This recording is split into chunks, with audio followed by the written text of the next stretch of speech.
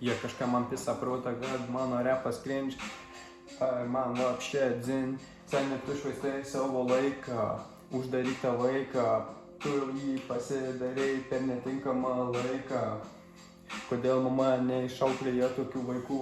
Nešvaistyk tu savo pinigų ant kalių, ant kažkokių veikų.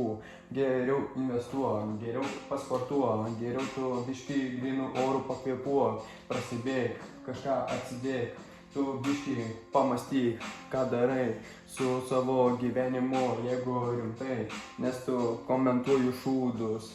Tu ten kažką bazarini apie kažkokius prūdus.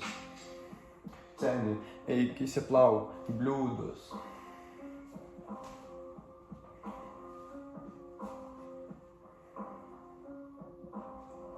Tuo ir vėl čia krinta dropas.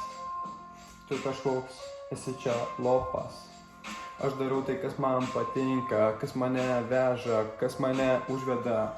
O tu darai, kas tave uždega, kas tave duhina, kas tave kaip kekšė nutaršo, kaip tu jautiesi po faršo, kad tu čia bazarinai.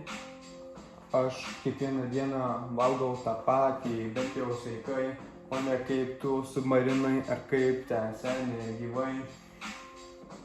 Ten kažkokie submarinai, tipo sumuštiniai, ten apšė batonas, sūris ir biškį dešrytis. Tau reikėtų nueiti ir paprašyti recepto mamytės. Tave gal išmokys kažką auklytis arba kažkokios gražios mergytės. Nenoriu aš čia pult nei ką.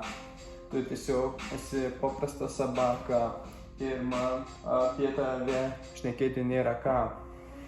Tiesiog tu man primeni duraką, o aš mėgstu jį žaisti.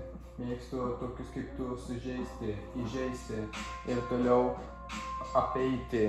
Tokius kaip tu aš mėgstu pravengti, išvengti, tiesiog nupūsti. Arba kaip siurblys tokius sutraukiu, kartais aš irgi patraukiu, bet būna dienų, kai jaučiuosi žmogum, o ne kaip kokiu lavonu. Ir nežiūriu, kaip kiti gyvena su žiūronu, neprimetu aš kažkokiu čia ponu.